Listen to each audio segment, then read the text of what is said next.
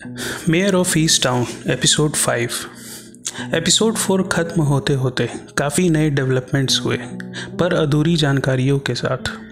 जैसे रायन को कैसे पता चला कि उसके डैड के साथ कुछ चल रहा है, डिलन जेस के पास क्यों जाता है एरिन के जर्नल पाने के लिए, और जेस मेयर को क्यों मिसलीड कर रही है। चर्च का पास्टर डीकन मार्क एरिन के साथ था जिस रात उसकी मौत हुई, तो वो और क्या क्या जानता है। एपिसोड की शुरुआत होती है एक कार एक्सीडेंट से। बेटी की कार एक पोल से टकरा जाती है और बेटी की ऑन द स्पॉट मौत हो जाती है। उसी रात लॉरी अपने घर में रायन और जॉन की बात चुपके से सुनती है। जॉन अपने बेटे रायन से कहता है कि ये हमारा सीक्रेट है। जॉन कहता है कि सब कुछ दोबारा ठीक हो जाएगा, पर ये हम दोनों के बीच में रहेगा।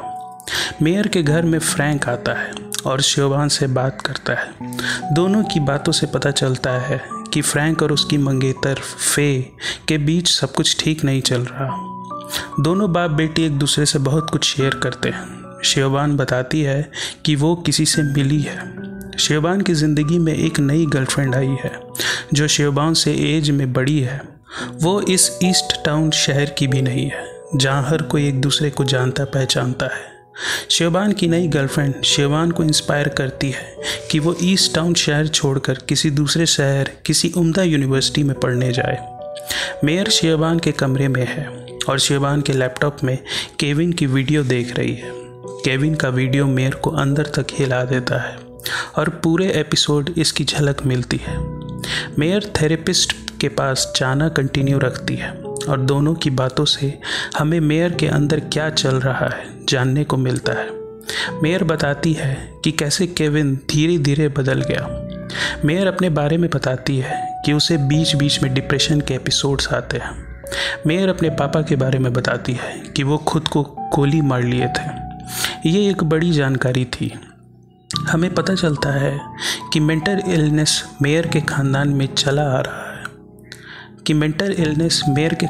चला आ रहा है। शायद इसलिए मेयर अपने पोते ड्रू के लिए फिक्रमंद रहती है। थोड़ी देर बाद हम रॉस और जॉन को मेयर के घर में देखते हैं।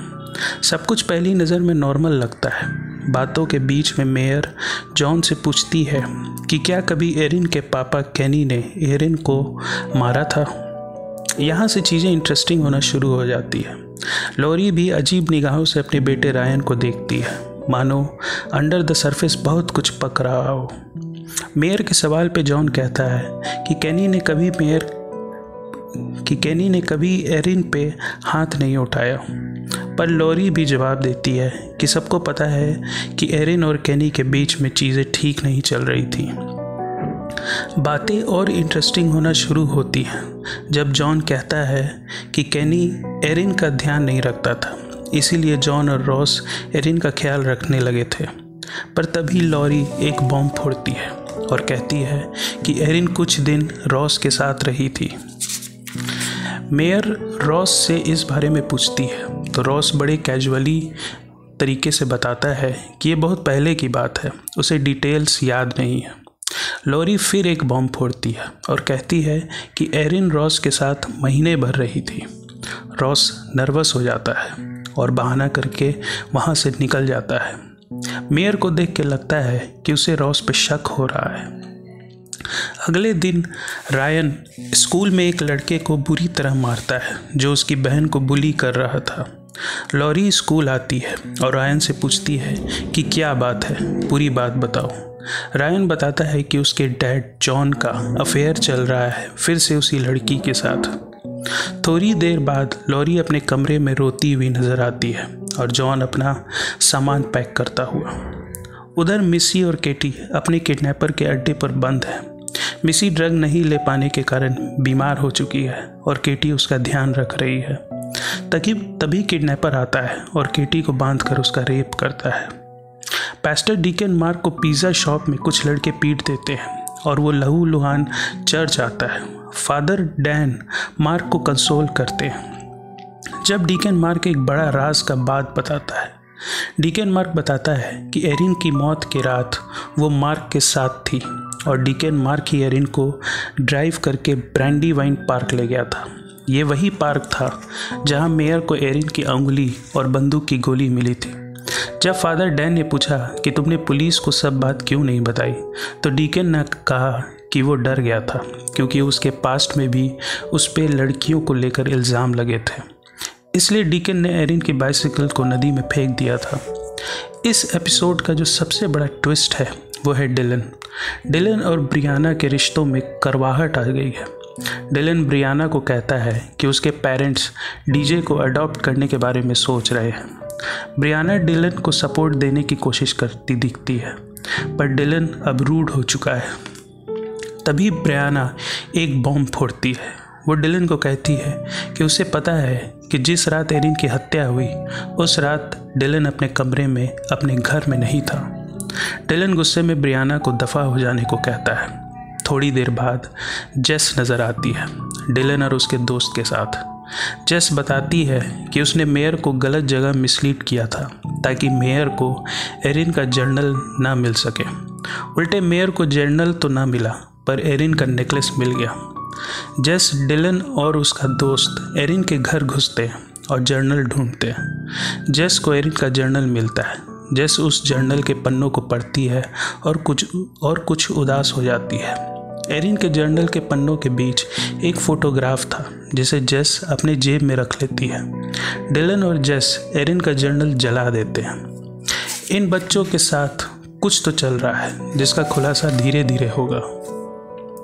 इस एपिसोड में हमें मेयर और कॉलिन के बीच की केमिस्ट्री ज़्यादा दिखाई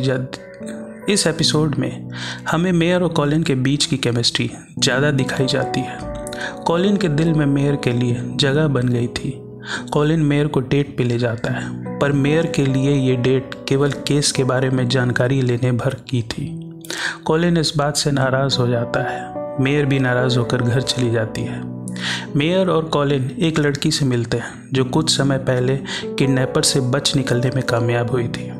वो लड़की बताती है कि किडनैपर एक खास ब्रांड का सिगरेट पीता था जो बहुत कम ही लोग पीते थे।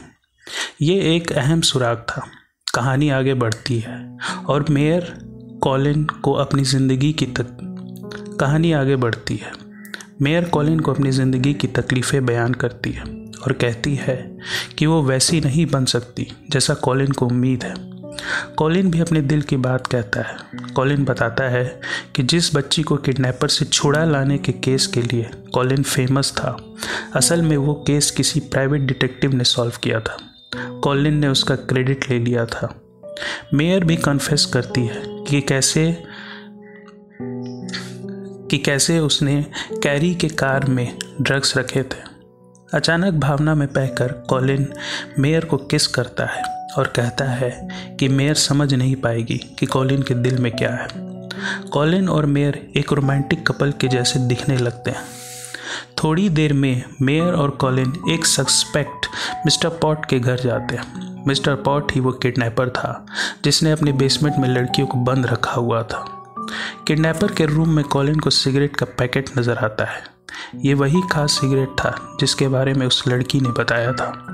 कॉलिन और मेयर सतर्क हो जाते हैं, पर बदनसीबी कॉलिन के सर पर किडनैपर गोली मार देता है और कॉलिन मर जाता है। मेयर और किडनैपर के बीच लड़ाई होती है और बहुत मुश्किल से मेयर उस किडनैपर को गोली मारती है। मेयर किडनैपर को मार डालती है, पर साथ में कॉलिन भी मारा जाता है। इस वीडियो में बस इतना ही। प्लीज़ लाइक कीजिए, सब्सक्राइब कीजिए। बहुत बहुत शुक्रिया।